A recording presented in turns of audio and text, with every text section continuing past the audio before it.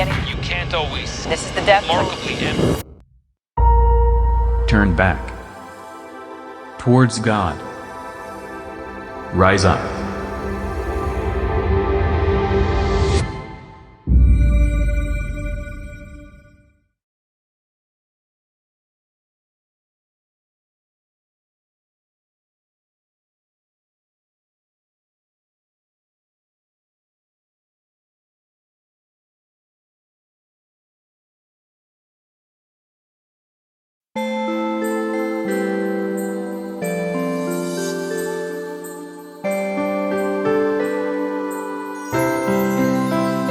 This is Thursday of week 3, and it's the 17th of December. We now begin the special readings in preparation for Christmas. And the church brings us right back to the book of Genesis and to probably the earliest message about the Christ. And it's given by Jacob, one of the forefathers of Israel. And he is blessing all his sons before he dies. And he says something to his son Judah that he says to nobody else. And I'm only going to give you a line or so from this. He says, "The scepter shall not pass from Judah, nor the mace from between his feet, until he comes to whom it belongs." So here you've got one of the patriarchs, and he is saying that there is going to be a royal line through Judah and his descendants, and it will last until the one who comes, who actually owns royalty and is royal in himself.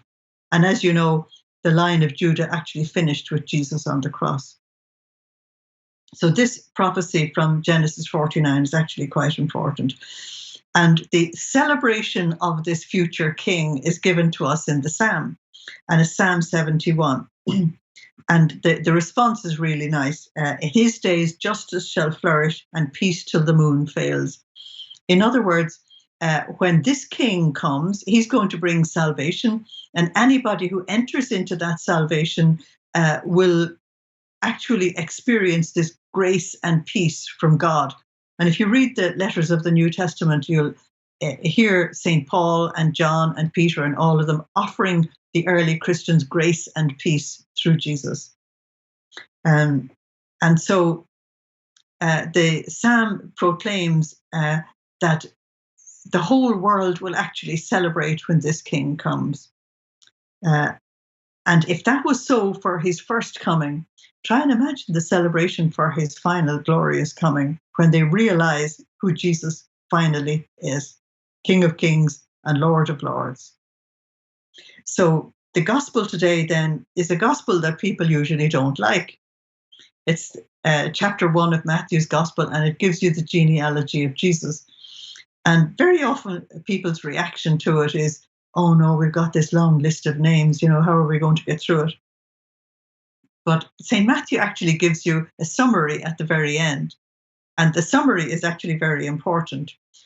He wants to proclaim that Jesus is the son of David, and therefore he's the true Davidic king. And he's the son of Abraham, so he's in the line of God's people going right back to the very beginning. And then, if I anticipate tomorrow, you're going to hear the final stage of this particular genealogy. But what Matthew actually tells us is that the sum of the generations is there were 14 from Abraham to David. So if you go from the very beginning of the history right up to its glorious point, 14 generations. And then from David down to its lowest point, another 14 generations. And that's the lowest point in the exile. And then another 14 generations up to its fulfillment. Now, what you mightn't know is the Jewish gematria. In other words, that the Hebrew letters of the alphabet all have a number attached to them. And the number 14 is David. In other words, he's emphasizing that this man, who is the fulfillment of all of their history, is a son of David. If you're a Jewish person, you would be much more interested in this text than us Gentiles, because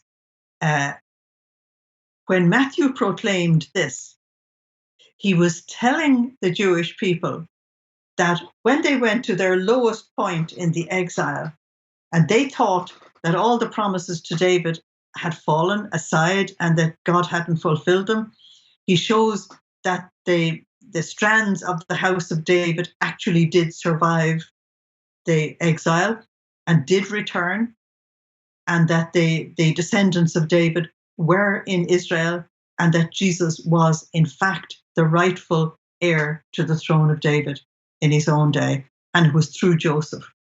So I'll just read the very end of it for you. Mathan was the father of Jacob. Jacob was the father of Joseph, who was the husband of Mary, and of her was born Jesus, who is the Christ. Therefore, Matthew is saying that Jesus is the rightful Davidic king through Joseph. Most of us don't give Joseph enough attention at Christmas time.